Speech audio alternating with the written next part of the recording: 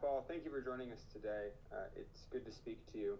I'm wondering what the focus has been in training this week, heading into the game against Toronto, and knowing that you're going to have some guys out due to injury and some guys out due to national team duty. How you guys are planning on adapting to those changes?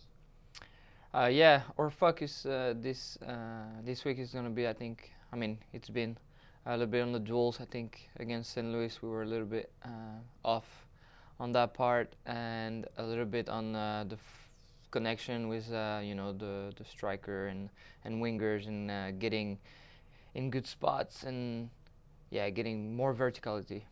So we've been working on that this week, and in terms of the guys that are missing from injuries or international duty, I think we have a roster and some depth, so I believe we're going to be fine. Thank you, Paul. Next up, Fabian Wrinkle. Hey, Paul. Thank you for taking a question today. With the Quakes 2 home opener coming up, having trained with a couple of Quakes 2 guys, what are some of the players that stood out to you during preseason, and what players are you looking out for? Thank you. We had the chance to have them with us during preseason. We had Jerry, Rudy, Lalo, also maybe a younger one, Oscar. Great kids and great talent as well. So I'm gonna wish them the best in their home opener, and I think you can keep following them because they're good players. Next question, Kylan Mills.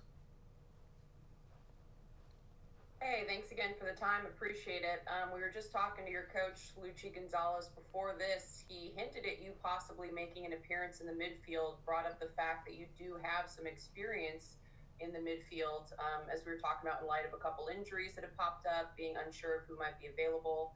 If you were called on to step up into that role, how comfortable do you feel?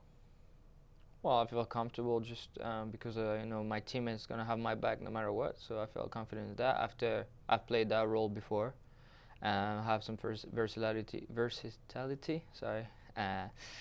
So no, I'm comfortable. I think in our team, that's also like something that we need. We have, it's like being comfortable with each other, knowing we have each other's back. So now, with me, you're gonna get 100%, 200%. So I'll be ready for wherever he needs me, and wherever the head team need help. Thank you. Next up, Jamin Moore. Hey, Paul. Good to talk to you today. Thanks for taking the time. Sometimes, maybe this is more of a game-by-game, situation-by-situation thing, but sometimes I've noticed that the outside backs sometimes pinch in on a defensive side, maybe when the ball's on the opposite wing, and give some additional support, some additional structure in the middle, maybe creating almost like a double pivot at times. Can you talk more about how you as typically as an outside back, are adding more to the structure defensively, so that you guys can hopefully head off counterattacks and potential problems before they happen this season? Thank you. Yeah, I think you're mentioning when we are attacking and maybe the ball is on the other side, or we try to make we're trying to make some lines more with the midfield. I think it's more because our style is aggressive and we're trying to keep the ball in their half. That would be why we're like kind of in that pivot position. Because also you can just go back and be the back line in a couple steps. So I think it's a good tactical position for us. Let's take a couple more questions. Going back to the second one with Alex Morgan. Hi, Paul. Thanks for taking another question. I want to follow up a little bit more about the back line. Against St. Louis, Rodriguez went down with an injury, and so in the second half, it was Tanner Beeston who was playing there. What's it been like at training this week? How is Rodriguez doing? Are you expecting a bunch of changes in the back line, or is everybody's fitness doing okay? No, I think everybody's fitness is okay. I think Rodriguez picked a little knocked against St. Louis. As of changes and all that, I'm gonna leave that to the coach. To be honest, I have no idea in what's in his mind right now.